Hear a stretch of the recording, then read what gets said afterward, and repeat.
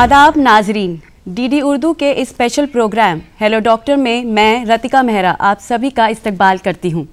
Hello doctor में आज एक बार फिर हम आपको बताएंगे सेहतमंद ज़िंदगी का राज, ताकि आप बदल सकें अपने जीने का अंदाज़। नाजरीन, हमारी ये जो सांसें हैं ना, हमारी ज़िंदगी के लिए बेहद कीमती हैं। इन्हेलेशन और एक्सहेलेशन के इस प्रोसेस में हमारी मदद करते हैं हमारे लंग्स। हमारे लंग्स हमारे शरीर में एक बहुत ही इम्पॉर्टेंट हिस्सा है, और अगर हम बात कोरोना की करें तो इसका असर हमारे रेस्पिरेटरी सिस्टम पर भी पड़ सकता है। इसीलिए ये ज़रूरी है कि हमारे लंग्स तंदुरुस्त रहें।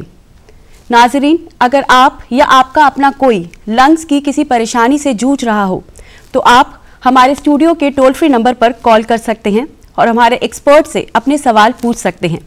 लेकिन उससे पहले आइए देखते हैं ये स्पेशल रिपोर्ट।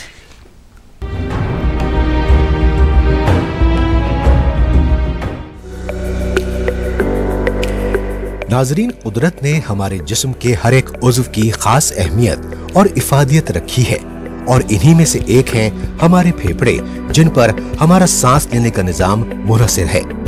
फेफड़े जिस्म में एक निहायत अहम किरदार अदा करते हैं। इनकी तंदुरुस्ती से हर उज़्व की सेहत वाबस्ता है, क्योंकि ऑक्सीजन जज्ब करने और उसे पूरे बदन तक फैलाने का अमल हमारे फेफड़ों में ही शुरू होता है। दरअसल हमारे फेफड़ों में लाखों के हिसाब से बहुत बारीक हवा की थैलियां होती हैं, जो छोटी छोटी हवा की नालियों के सिरे हैं। इन थैलियों के चार अतराफ में खून के खुलिये होते हैं, जो बहुत बारीक और बहुत नाजुक होते हैं।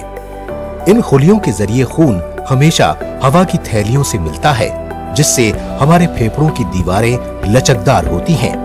इसीलिए सीने के फैलने के साथ साथ वो भी फैलती हैं, जिससे फेफड़ों के अंदर हवा का दबाव कम हो जाता है। इस कम दबाव को पूरा करने के लिए बाहर की हवा फेफड़ों में दाखिल होती है। इस अमल के जरिए इंसानी जिस्म के अंदर मौजूद गंदे खून की सफाई का काम हर वक्त जारी रहता है। गंदे खून से मुराद कार्बन डाइऑक्साइड से भरा खून है। ये सारा अमल निहायत पेचीदा और हैरत अंगेज है, लेकिन है बहुत अहमियत का हामिल।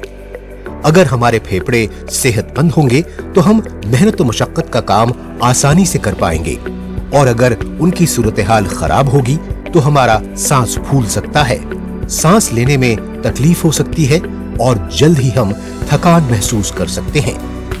हमें अपने फेफड़ों की सेहत का खास तौर से कोरोना वायरस के इस वक्त में खास ख्याल रखने की जरूरत है, क्योंकि कोरोना वायरस दरअसल हमारे सांस लेने के निजाम को ही मुतासिर करता है, और सांस के जरिए ही हमारे जिस्म में खामोशी से दाखिल हो जाता है।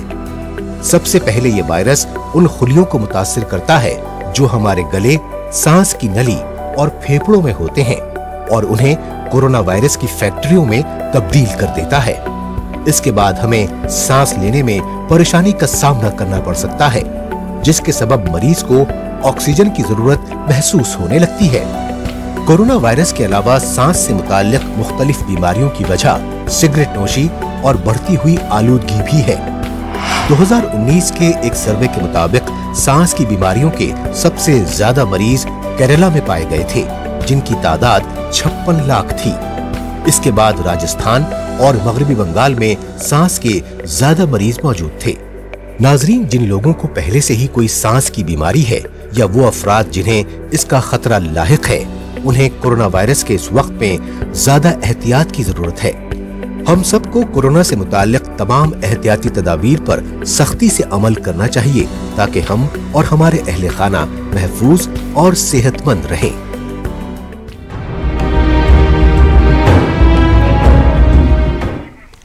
नाजरीन, हेलो डॉक्टर के आज के इस शुमारे में हम आपको बताएंगे कि लंग्स के क्या क्या अमराज हैं, इसके क्या वजूहात हैं, कोरोना में अपने लंग्स की कैसे देखभाल करें, और इन्हीं सभी मौजूआत पर आज बातचीत करने के लिए हमारे साथ स्टूडियो में हैं doctor Rohit Kumar, department of pulmonary science, Safdarjung hospital से, और हमारे साथ ऑनलाइन जुड़ रहे हैं डॉक्टर मोहम्मद इमरान। आप एक यूनानी फिजिशियन हैं RML हॉस्पिटल और all India institute of Ayurveda से। आप दोनों का इस्तकबाल है। सो डॉक्टर रोहित, हमारी ये जो सांसें चल रही हैं, इसमें हमारे लंग्स का क्या रोल है? तो जैसे आपने अपने अभी इस वीडियो में बताया बहुत अच्छी तरीके से, लंग्स का अगर देखा जाए दो बेसिक काम है। एक तो है कि बॉडी के अंदर ऑक्सीजन पहुंचाना है जो सर्कुलेशन के थ्रू, रक्त के थ्रू बाकी पूरे शरीर में जाएगा, और दूसरा है कार्बन डाइऑक्साइड रिमूव करना। ये दोनों बहुत इंपॉर्टेंट फंक्शंस हैं जो 24 घंटे चलते रहते हैं। 24 घंटे हमें ऑक्सीजन की ज़रूरत है, 24 घंटे हमारी शरीर कार्बन डाइऑक्साइड बना रहा है जो हमें निकालना होता है शरीर से, और जब तक ये चलता रहेगा हमारी ज़िंदगी चलती रहेगी। ओके, तो आपने बिल्कुल ठीक कहा, हमारे लंग्स का जो काम है वो ऑक्सीजन लेना और कार्बन डाइऑक्साइड छोड़ना। तो डॉक्टर इमरान, मैं आपसे जानना चाहूँगी कि एक लंग्स को हेल्दी फंक्शन करने में किस तरह से हम अपना जो लंग्स है उसको हेल्दी फंक्शन करने के लिए इम्प्रूव कर सकते हैं? देखिए, morning walk is the best exercise. आप सुबह पार्क में जाना अपना मशगला बनाना। ओके। जैसे लोग क्या करते हैं, सुबह की सैर वो बहुत जरूरी है जी। फ्रेश ऑक्सीजन मिलती है।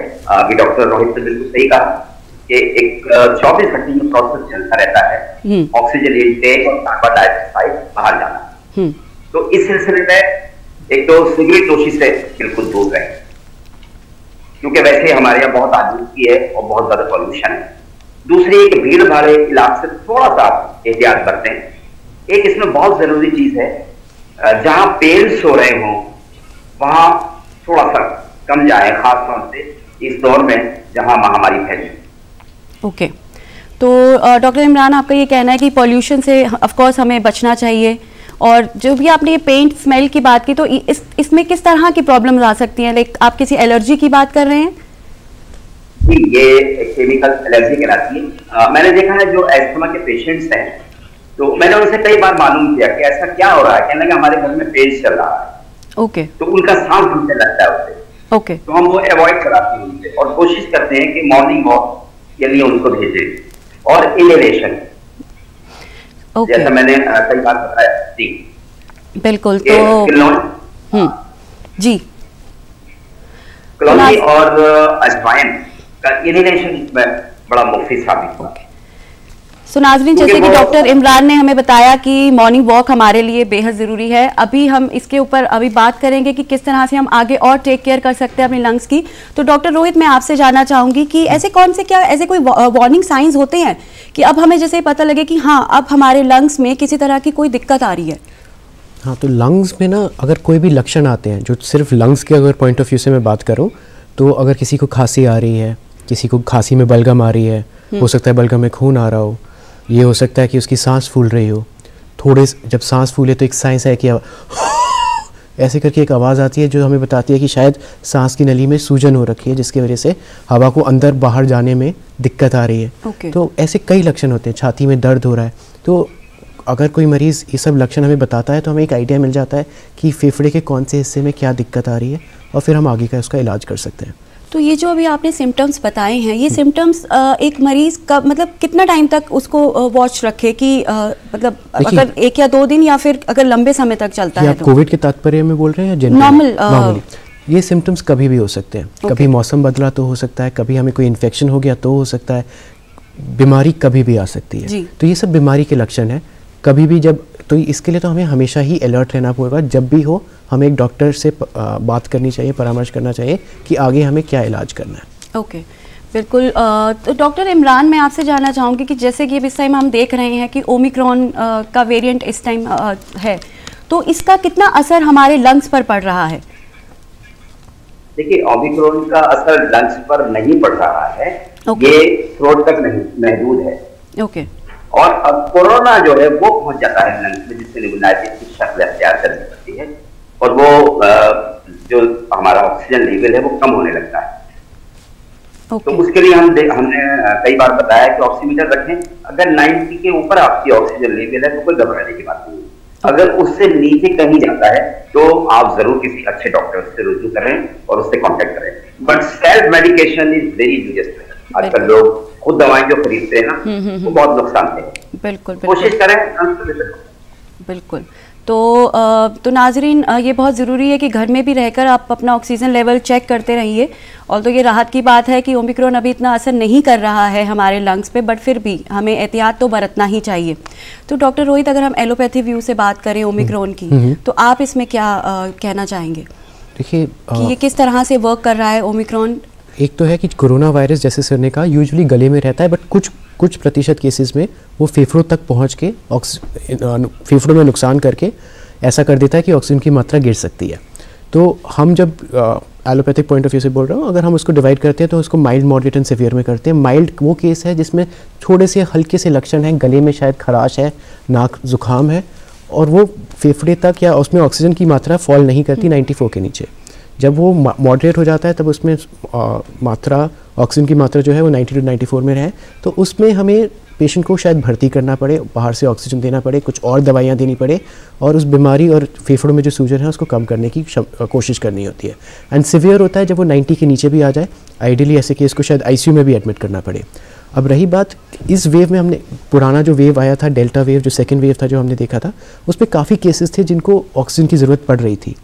ओमिक्रॉन में थोड़ा ये नंबर कम है, डिस्पाइट कि इतने सारे केसेस हैं, उसमें कई केसेस मॉडरेट टू सिवियर नहीं जा रहे, मोस्टली माइल्ड रह रहे हैं और ठीक भी बड़े जल्दी हो जा रहे हैं, टचवुड। बट अभी के ट्रेंड्स तो ऐसे दिख रहे हैं। तो डॉक्टर रोहित, अभी आपने ऑक्सीमीटर की बात की, तो एक बार फिर से आप हमारे व्यूवर्स को बताएंगे कि कितना मॉडरेट ऑक्सीजन हमारी बॉडी का रहना चाहिए, और इससे नीचे अगर हो जाता है तो हमें हॉस्पिटलाइजेशन की ज़रूरत पड़ती है। तो इसमें गवर्नमेंट ऑफ इंडिया की गाइडलाइंस बड़ी क्लियर है। हम 94 के ऊपर हमें सैचुरेशन रखना है। जब तक वो 94 के ऊपर है हम पेशेंट्स को ये समझा देते हैं कि जी बहुत अच्छा है। एक चीज़ मैं ऐड करना ज़रूरी समझता हूँ इस में। कई बारी कोविड से पहले जब ज़माना था उसमें हम अगर जब पेशेंट से बात करते थे, हम उनसे पूछते थे कि आपकी सांस फूल रही है क्या, और वो बताते थे हाँ सांस फूल रही है, तो हमें पता चल जाता था कि शायद ऑक्सीजन कम हो रहा है। कोविड में ये देखा गया है, there is something known as silent hypoxia, silent या हैप्पी हाइपोक्सिया। उसमें क्या होता है कि पेशेंट की ऑक्सीजन की मात्रा कम हो जाती है लेकिन शायद उसकी सांस नहीं भी फूले।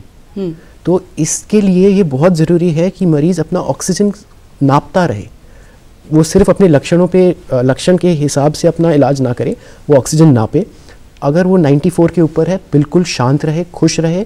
माइल्ड केस है, वो आज मतलब गॉड बेयरिंग, वो बिल्कुल ठीक भी हो जाएगा। लेकिन अगर वो मॉडरेट केस है, 94 के नीचे आ रहा है, तो उसको ज़रूर कोशिश करनी चाहिए जाके भर्ती होने की।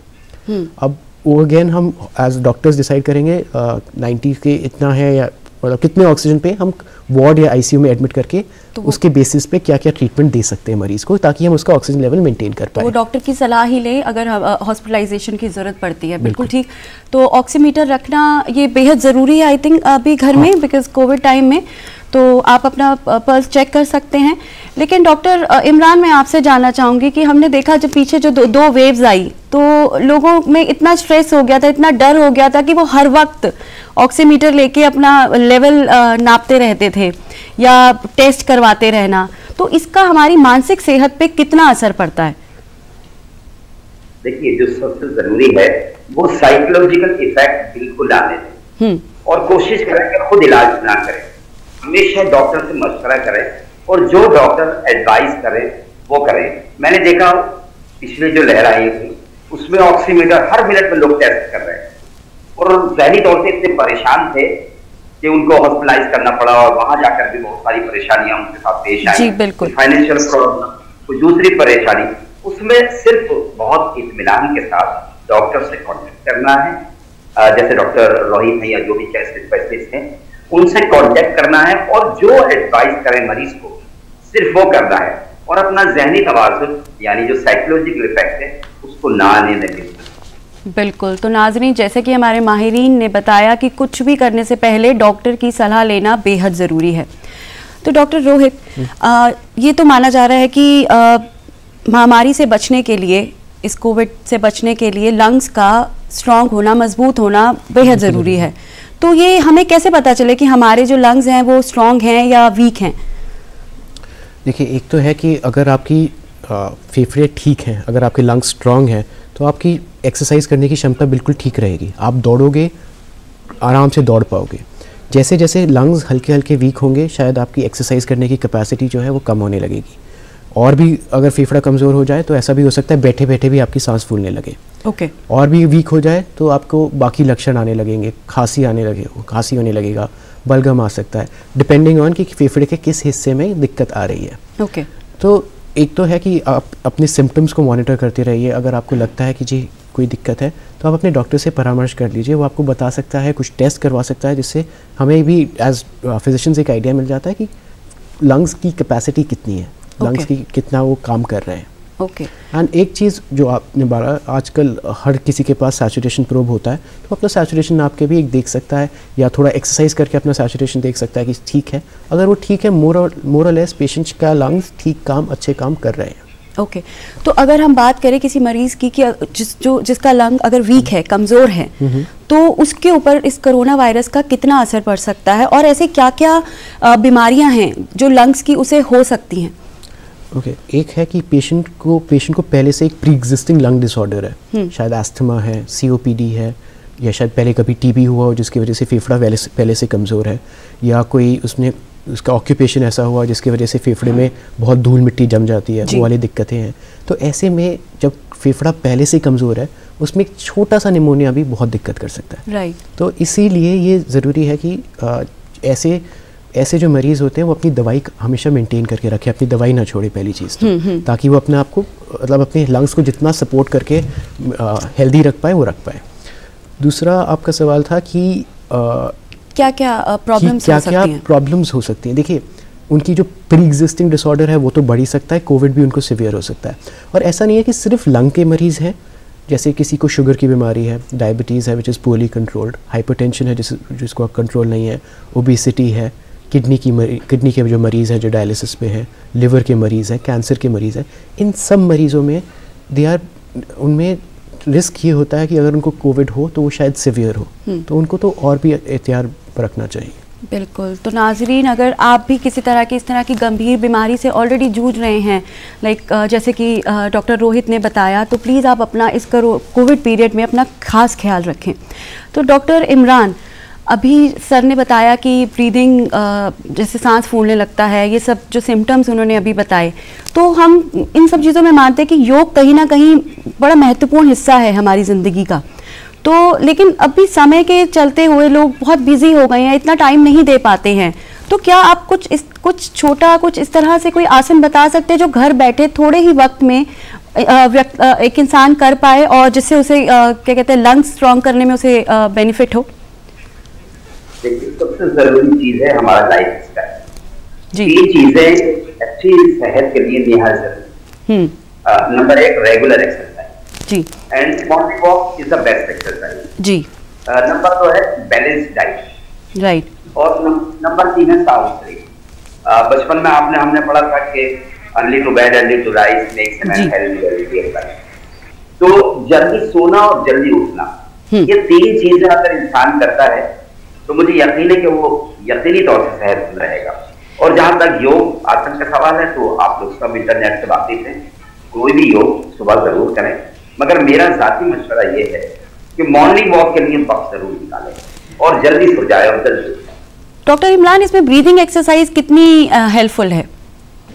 बहुत जरूरी है। मैं तो कई बार लोगों को मशवरा देता हूँ, मगर ब्रीदिंग एक्सरसाइज में सबसे ज्यादा जरूरी है मॉर्निंग वॉक, जहाँ आपको फ्रेश ऑक्सीजन के लिए थोड़ा सा वक्त निकालें अपनी सेहत के लिए और मॉर्निंग वॉक जरूर करें जी। तो जैसे कि डॉक्टर इमरान ने कहा, मॉर्निंग वॉक, बैलेंस डाइट, योग करना, प्राणायाम, ब्रीदिंग एक्सरसाइज, ये सब हमारी ज़िंदगी का एक बहुत ज़रूरी हिस्सा है और इसे फॉलो करते रहिए। बातचीत को आगे बढ़ाते हैं, लेकिन उससे पहले एक कॉलर से बात कर लेते हैं। हेलो जी, आपका नाम? हाँ, मैं रुद्राक्ष बोल रहा हूँ जी। रुद्राक्ष जी, आपका इस्तकबाल है। हाँ, मैं ये जानना चाहता हूँ कि पिछले हफ्ते मेरे ससुर जी की तबीयत खराब हुई जी, और हमने उन्हें तीरथ हॉस्पिटल में एडमिट कर दिया। ओके। डॉक्टरों ने CT स्कैन करके बताया कि इनके पोस्ट कोविड सिम्टम्स है, इनके लंग्स इन्फेक्टेड हो गए। ओके। तो जो उनका CT का स्कोर आ रहा था वो आ रहा था 8/25। 2 दिन बाद स्कोर आया 10/25। तो उनके लंग्स को बहुत अच्छी तरह से इम्प्रूव कर नहीं रहे हैं और उनकी एज है 67। ऑक्सीजन फ्लक्चुएट करता रहता है, कभी 89, कभी 92, कभी 93। तो हमारे लिए क्या सजेशन है, क्या प्रिकॉशंस है, क्या हमें हॉस्पिटल चेंज करना चाहिए?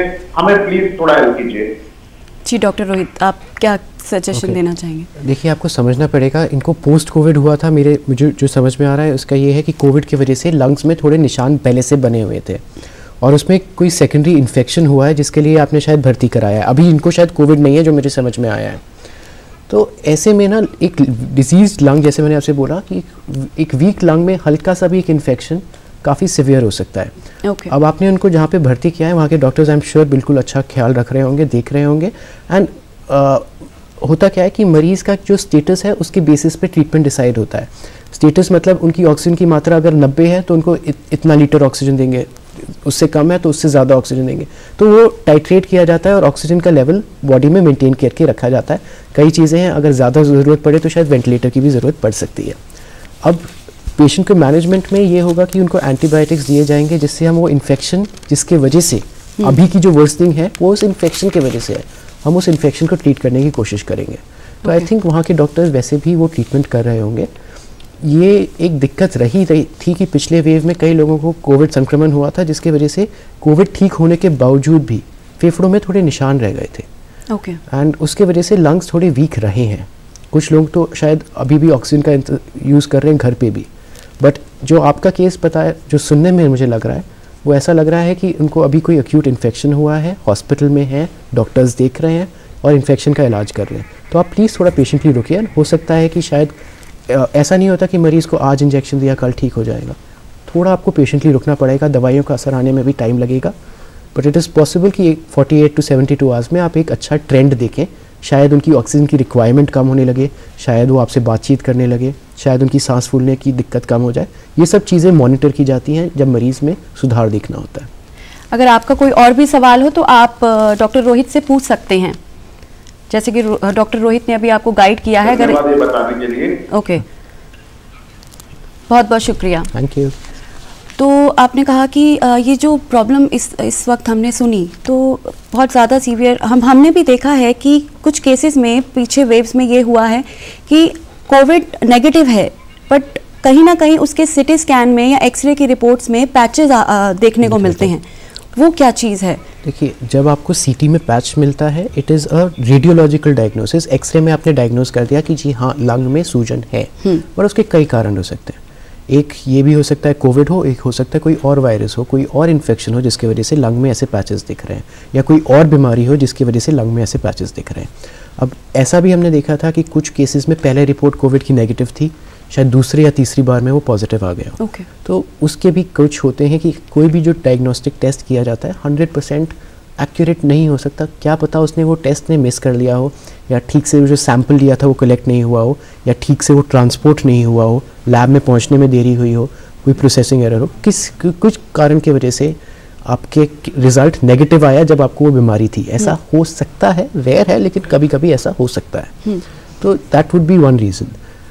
इनके केस में जो आपके कॉलर थे उनके केस में ऐसा लग रहा है कि कोविड ठीक हो गया बट उसने फाइब्रोसिस कर दिया। उसने थोड़ा एक फाइब्रोटिक स्कार लंग में छोड़ रखे, इसकी वजह से छोड़ दिया। हाँ, कुछ मतलब देखिए उनका ये नहीं है कि अब 2 महीने तक उनका कोविड चल रहा है जी, कोविड तो ठीक हो गया, कोविड का वायरस खत्म भी हो गया, बट उसने जो सूजन कराई, सूजन की वजह से थोड़ा निशान लंग्स में रह जाते हैं। तो वो उसके वजह से थोड़ा फेफड़ा कमजोर लग रहा है उनके में।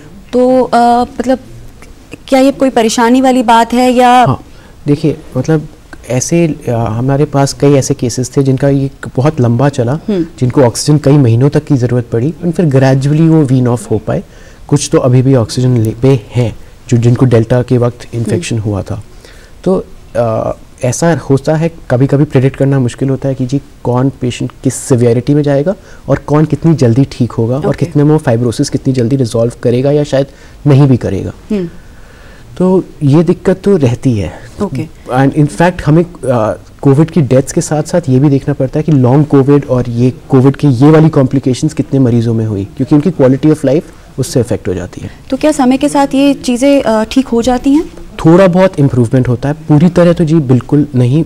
बिल्कुल 100% तो इम्प्रूवमेंट नहीं होता, बट ग्रेजुअली विद टाइम कईयों में इम्प्रूवमेंट होता है। तो आपने ये भी देखा होगा कई मरीज जिनको ऑक्सीजन दिया था उनको ऑक्सीजन पे डिस्चार्ज किया और 1-2 हफ्ते बाद फिर उनको ऑक्सीजन की ज़रूरत नहीं पड़ी।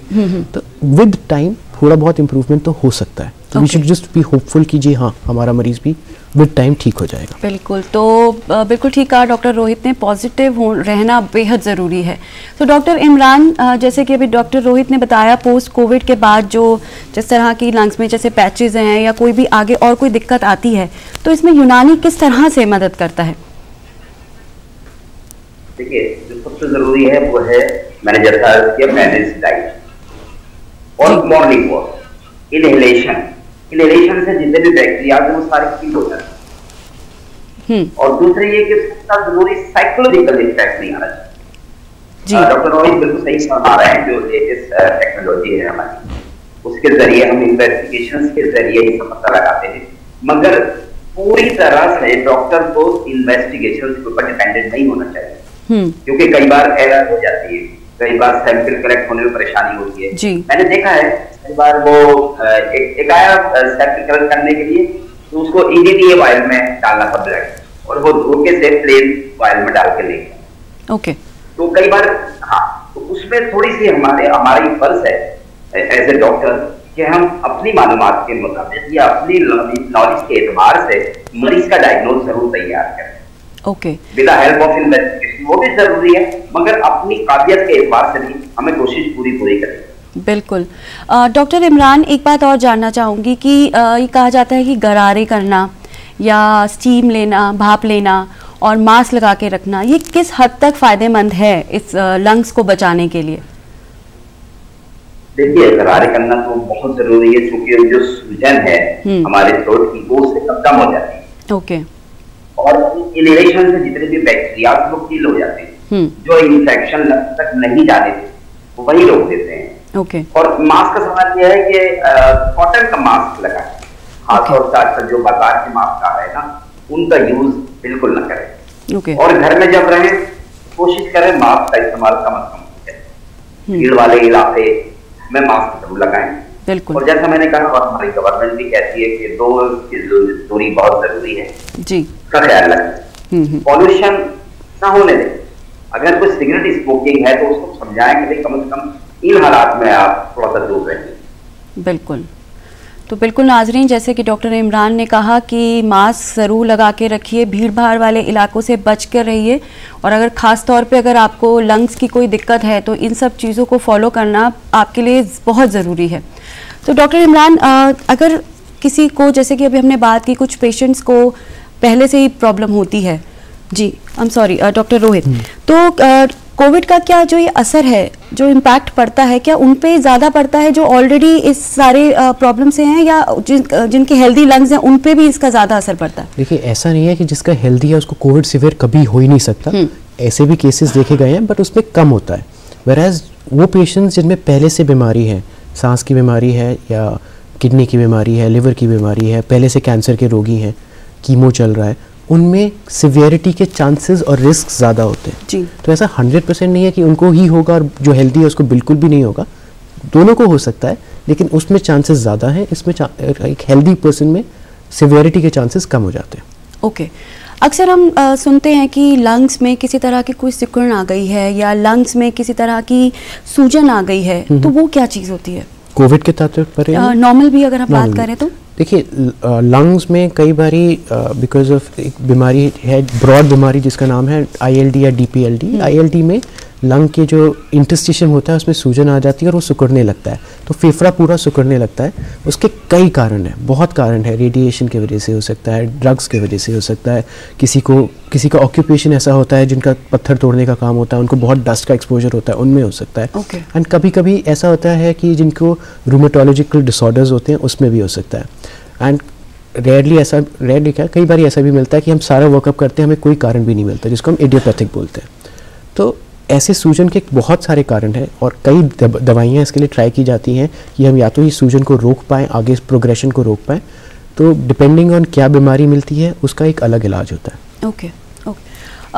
डॉक्टर इमरान, जैसे कि अभी सर ने बताया सिकुड़न और इससे जो भी कारण है, तो इसमें अगर हम यूनानी की तरफ, अगर इलाज की तरफ जाना चाहें तो आप क्या सलाह देते हैं? देखिए, पहले जैसे हम कोई बीमार होता है में, अगर किसी को खांसी थ्रोट इन्फेक्शन है तो उसमें माए सबसे पहले अदरक का रस निकालकर और शहद में मिला के दिया जी। तो ये घरेलू नुस्खे इस कदर कारामद थे और यूनानी में उन शब्द को साइंटिफिक तरीके से एक दवा की शक्ल अख्तियार करती है। वही सारी चीजें घरेलू नुस्खों को दवाई की शक्ल दे दी गई है। उसमें बहुत मुफीद है। हमारे यहाँ एक आता है शरबत सदर, और जैसा कि आप जानते हैं इलायची और अजवाइन और तुलसी इस तरह के डॉक्टर इमरान, मैं आपको बीच में ही रोकना चाहूंगी। एक कॉलर हमारे साथ जुड़ना चाहते हैं, एक बार एक कॉल ले लेते हैं। हेलो हेलो जी, आप मुझे सुन पा रहे हैं? जी, आपका नाम? मैं उमेश बोल रहा हूँ जी। आपका सवाल? बिहार से बोल रहा हूँ जी, आपका इस्तकबाल है। कि मुझे कोविड हुआ था पिछले साल, वो डेल्टा वाले में। ओके। मैं पटना रहता हूँ। ओके। मैं ये जानना चाह रहा हूँ डॉक्टर साहब से, जो एलोपैथ के डॉक्टर बैठे हुए हैं, उनसे बात करवाइए कि कोविड हुआ था तब से खांसी जो है मौसम के चेंज पे खांसी हमेशा हो जाती है। ओके। और ये पहले सिम्टम नहीं था हमारे पास, लेकिन अब जो है होना शुरू हो गया। इसका कोई इलाज बताएं कि ऐसा क्यों हो रहा और इसके क्या इलाज हो सकते हैं। तो जैसे कि इन्होंने बताया कि आफ्टर कोविड इन्हें खांसी, तो ये क्या पोस्ट कोविड का एक रह सकता है सिम्टम? एक तो बिना एग्जामिनेशन के, आई एम सॉरी, लेकिन मेरे लिए पूरी तरह कंफर्म करना बहुत मुश्किल है। मैं आपको एक बार एग्जामिन करके या शायद देख के ही ये बता पाऊंगा। लेकिन जो आपकी बात लग रही है, एक तो दो चीज़ें हो सकती है। कोविड की वजह से थोड़ा फाइब्रोसिस पेरेन्काइमा में भी होता है, जिसके वजह से ये बार बार सूखी खांसी आती है। दूसरी चीज़ ये हो सकती है कि पोस्ट इन्फ्लेमेशन रिएक्टिव एयरवेज होते हैं, जिसमें सांस की नली जो होती है हमारी, जो हवा को अंदर बाहर करने में मदद करती है, उस नली में कभी कभी सूजन आ जाती है, या वो क्या होता है, वो रिएक्टिव हो जाता है इन द सेंस कि हल्का सा धूल हुआ, हल्का सा पेंट का जो वेपर्स की हम बात कर रहे थे, या मौसम चेंज हुआ, ठंड ज़्यादा हो गई, तो उस पर वो रिएक्ट करके वो कंस्ट्रिक्ट कर जाता है, जिसकी वजह से सांस की नली थोड़ी बंद सी लगने लगती है। तो उसमें जब भी मौसम बदलेगा, जब भी धूल मिट्टी ज़्यादा होगी, तो ऐसे कंडीशंस में सांस में थोड़ी लेने में दिक्कत आती है। Okay. जो आगे जाके एस्थमा या कोई और बीमारी के भी लक्षण के साथ मैच करता है। तो ऐसे में बिना एग्जामिन करे मेरे लिए थोड़ा कहना मुश्किल होगा कि इनके लिए क्या है। बट अगर ऐसी बीमारी है तो हमारे पास कुछ दवाइयाँ होती हैं इन सूजन को कम करने की, इनहेलर्स होते हैं या गोलियाँ हो सकती हैं, जिससे हम ये सूजन को कम करके इनको राहत दे सकें। तो आपको एक बार ही अपने डॉक्टर से ज़रूर मिलना पड़ेगा इसके लिए। जी बिल्कुल नाजरीन, आप ये बेहद ज़रूरी है कि एक बार आप अपनी डॉक्टर की सलाह ज़रूर लें कोई भी एडवाइस फॉलो करने से पहले। सो डॉक्टर इमरान, हम अभी बात कर रहे थे अजवाइन और कलौंजी की। आप बता रहे थे कि भाप लेने के वक्त ये दो चीज़ों का होना ज़रूरी होता है। इसके साथ साथ अभी हमने बात की डाइट के बारे में, तो किस तरह की डाइट, क्या खाने पीने की चीज़ें आप रिकमेंड करना चाहते हैं हमारे नाजरीन को, जो कि वो डेली बेसिस में लें, समर्स, विंटर्स, अलग अलग सीजन्स के हिसाब से? देखिए, एक चीज होती है हम कहते हैं नेचुरल सिलेक्शन जी, यानी नेचर में हमें एनवायरमेंट के मुताबिक जो चीजें हैं उनका इस्तेमाल आप करो। जैसे सीजनल फ्रूट्स हैं, आज के जमाने में हर चीज दस्तियाब है, हर चीज मिल जाएगी आपको हर मौसम में। बट हमें इस बात का ख्याल रखना है कि इस मौसम में कौन कौन सी चीजें हमारे जिस्म के लिए जरूरी है। जैसे आजकल की सब्जियां हैं, मटर है, गाजर है, गोभी है, पत्तेदार सब्जियां हैं, ये इस मौसम की सब्जी, टिंडे, तुरई, हरा गया, इस मौसम की सब्जी। तो कोशिश ये करें कि जो मौसम के एतबार से सब्जियां आ रही हैं उनका आप इस्तेमाल करें। ठीक इसी तरह फ्रूट्स। अच्छा, जो नॉन वेजिटेरियन है, हमारे डॉक्टर्स भी कहते हैं प्रोटीनियस डाइट लेना जरूरी है। ओके, अगर वो मटन या चिकन का इस्तेमाल करते हैं या फिश का इस्तेमाल करते हैं तो ज्यादा मुफीद है। बट हमारे जो वेजिटेरियन लोग हैं उनके लिए, जैसा मैंने आज किया, सीजनल वेजिटेबल और सूप की शक्ल में। तो डॉक्टर इमरान, मैं आपसे, अभी तो आपने नॉन वेजिटेरियन लोगों की बात की, लेकिन एक कॉलर के बाद मैं आपसे जानना चाहूंगी कि अगर कोई इंसान वेजिटेरियन है तो वो किस तरह की डाइट फॉलो करे। तो एक कॉल ले लेते हैं। हेलो जी, आपका नाम?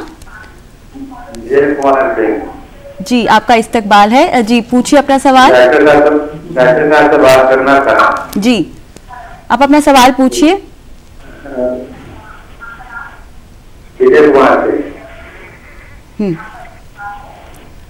हेलो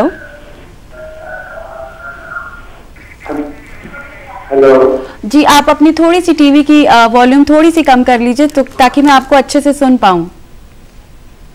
हाँ जी। जी हेलो। हाँ जी, मैं आपको सुन पा रही हूँ, आप अपना सवाल बताइए। 4 महीना पहले हमको सर्दी खांसी बुखार हुआ था जी, और उसके बाद हम ठीक हो गए थे, कोरोना उस समय टेस्ट नहीं हुआ था। अब जो है सांस जो जैसे ठीक आता है ना जी, तो अंतिम सांस जो आता है तो उस समय थोड़ा सा रुकावट की महसूस होती है। अच्छा, ठीक आता है, कभी नहीं भी आता है। पहले ज्यादा था रुकावट, लेकिन अब तो बहुत कम है। लास्ट पोजीशन में जब पूरा सांस खींचेंगे तो लास्ट थोड़ा सा दिक्कत होती है। ओके। इनका कहना है कि जुकाम खांसी 4 महीने पहले ही हुआ था, तो अब जब छींकते हैं तो कुछ देखिए, हम कई मरीजों में देख रहे हैं कि कोविड तो ठीक हो जाता है, बट कोविड के थोड़े आफ्टर इफेक्ट्स कह लीजिए या लॉन्ग कोविड कह लीजिए, कुछ इफेक्ट्स रहते हैं। तो इनके भी मुझे मतलब लक्षण सुनने से तो यही लग रहा है कि शायद थोड़ा बहुत दोनों पॉसिबिलिटीज़ में अगेन रखूँगा कि फाइब्रोसिस भी हो गया हो सकता है कोई और दिक्कत हो सकता है कि जी इनके कुछ रिएक्टिव अभी भी है कि कोविड नहीं है, कोविड ठीक हो गया, लेकिन वो जो उनका जो सांस की नली है उसमें अभी भी थोड़ी बहुत सूजन है, या वो हल्का सा भी कुछ भी दिक्कत होती है तो वो हाइपर एक्टिव हो जाता है। इसकी वजह से ज़ुकाम भी करवा सकता है, छींके भी करवा सकता है, ब्लॉक्ड नोज़ करवा सकता है, नाक से पानी भी आ सकता है। ये शायद उनको ये वाले लक्षण रह रहे, बट ये विद टाइम सेटल कर जाने चाहिए। और अगर आपको लक्षण ज़्यादा लग रहे हैं, आपको दिक्कत कर रहे हैं, आप अपने डॉक्टर से परामर्श करिए, वो आपको कुछ दवाइयाँ बता सकते हैं जिससे इनको बहुत आराम से कंट्रोल किया जा सकता है। तो आप दिक्कत में रहें, इससे अच्छा कि थोड़े दिनों के लिए कुछ दवाइयाँ लेके इसको सेटल करवा सकते हैं। बिल्कुल ठीक। एक बार फिर से नाजरीन, जैसे कि डॉक्टर की सलाह है कि आप अपने जो नियर डॉक्टर हैं उनसे एक बार आप अपना अच्छे से चेकअप करवाइए और डॉक्टर की सलाह पर ही जो भी आपका मेडिकेशन है उसे कंटिन्यू करिए। समय थोड़ा सा कम है, तो डॉक्टर इमरान, मैं ये जानना चाहूँगी कि क्या मैसेज आप ये कोविड के टाइम पे लंग्स के लिए, स्ट्रॉन्ग लंग्स, हेल्दी लंग्स के लिए हमारे नाजरीन को देना चाहते हैं? Regular exercise, balance diet, sound sleep, be positive. और अगर घर में किसी को इस तरह की बीमारी लाहक होती है, कोविड है, तो उससे बिल्कुल सौतेला व्यवहार करें। जी बिल्कुल। आप डबल मास्क लगाएं, उसके पास जाएं, हाँ, और उसको एक फ्रेंड की तरह ट्रीट करें। कई बार मैंने देखा बिल्कुल अलग कर दिया करते हैं, खाना भी दरवाजे के नीचे से पहुंचा रहा है। बिल्कुल, तो इस तरह का ट्रीटमेंट बिल्कुल नहीं होना चाहिए।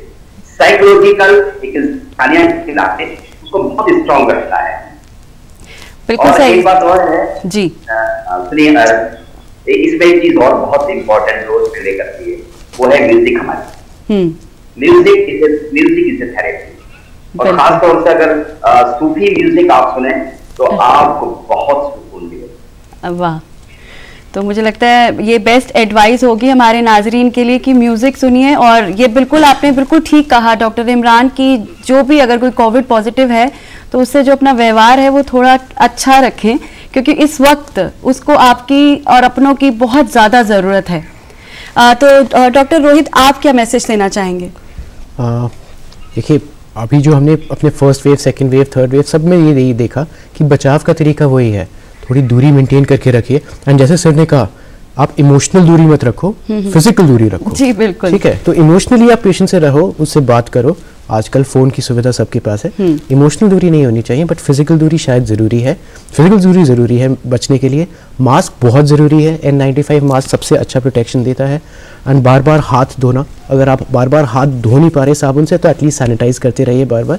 ये सब प्रिकॉशंस डे 1 से लेकर आज तक ये वैलिड है, और यही है जो हमें आज तक कोविड से बचा के रखेगा। और आगे भी शायद और वेव्स आ सकती हैं, तो आगे भी अगर कोई बचाएगा तो ये प्रिकॉशंस हमेशा बचाएंगे। इनका ज़रूर ख्याल रखिए। और एक और चीज़ मैं ऐड करना चाहूँगा, लास्ट मोड, बट वैक्सीनेशन ज़रूर करवाइए। बिल्कुल, क्योंकि वैक्सीनेशन से भी बहुत बचाव मिल रहा है। इस बार जो केसेस कम सिवियरिटी के मिल रहे हैं, हो सकता है इसलिए है क्योंकि हमारे इस बार पॉपुलेशन वैक्सीनेटेड है। तो वैक्सीनेशन से आपको जब मौका मिले, जब सरकार आपको बताए कि जी वैक्सीनेशन करवाना है, वो मौका मत छोड़िएगा, ज़रूर वैक्सीन लगवाइएगा। ज़रूरी बात, बहुत इम्पॉर्टेंट बात जो डॉक्टर रोहित ने बताई है कि इमोशनल कनेक्टिविटी रखिए, फिज़िकल दूरी बना के रखिए। तो आप दोनों का बहुत बहुत शुक्रिया हमारे साथ जुड़ने के लिए और इतनी इम्पॉर्टेंट जानकारी हमारे नाजरीन के साथ मुहैया कराने के लिए। और नाजरीन, हमें पूरी उम्मीद है कि आज की ये जो पेशकश है आपको बेहद पसंद आई होगी। और अगर आपकी भी कोई राय हो तो आप हमें ईमेल कर सकते हैं। हमारा ईमेल आईडी है hellodoctortdurdu@gmail.com। और अब आप हमारे साथ हमेशा जुड़े रह सकते हैं, उसके लिए आप हमारे यूट्यूब चैनल DD उर्दू को सब्सक्राइब कीजिए। और चलते चलते एक बार फिर से कोविड प्रोटोकॉल को फॉलो कीजिए। और जैसे कि हमारे वजीर आजम साहब का कहना है कि वैक्सीनेशन ज़रूर लगवाइए, मास्क लगा के रखिए, 2 गज की दूरी बना के रखिए। और वैक्सीनेशन अगर हम लगवाते हैं तो हम अपने मुल्क को कोरोना के पेंडेमिक में ख़त्म कर सकते हैं, अपने मुल्क से कोरोना के पेंडेमिक को। और इसीलिए मैं रतिका मेहरा आपसे एक बार फिर से इजाज़त लेती हूँ। अगले हफ्ते फिर हाजिर होंगी एक नए मर्ज के साथ। चलते चलते अपना और अपनों का ख्याल रखिए। अल्लाह हाफिज़।